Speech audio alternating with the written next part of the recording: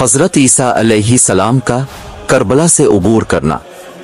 روایت کی گئی ہے کہ حضرت عیسیٰ علیہ السلام اپنے حواریوں خاص اصحاب کے ساتھ صحرا میں جا رہے تھے، یہاں تک کہ کربلا پہنچے، اپنے دیکھا کہ ایک طاقتور شیر راستہ روکے کھڑا ہے۔ حضرت عیسیٰ علیہ السلام آگے بڑھے اور شیر سے کہا، راستے میں کیوں بیٹھے ہوئے ہو اور کیوں نہیں چھوڑتے کہ ہم یہاں سے گزر جائیں؟ شیر نے فصیح زبان میں کہا، میں آپ کو یہاں سے گزرنے کی اجازت نہیں دوں گا مگر یہ کہ آپ امام حسین علیہ السلام کے قاتل پر لعنت کریں۔ حضرت عیسیٰ علیہ السلام نے فرمایا، حسین علیہ السلام کون ہے؟ شیر نے عرض کیا، وہ خدا کے نبی حضرت محمد صلی اللہ علیہ وآلہ وسلم کا نواسا اور اللہ کے ولی حضرت علی علیہ السلام کا بیٹا ہے۔ آپ نے فرمایا، اس کا قاتل کون ہے؟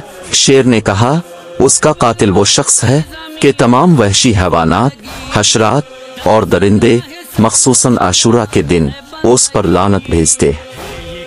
حضرت عیسیٰ علیہ السلام نے اپنے ہاتھ بلند کیے اور یزید پر لعنت و نفرین کی اور آپ کے حواریوں نے آمین کہا۔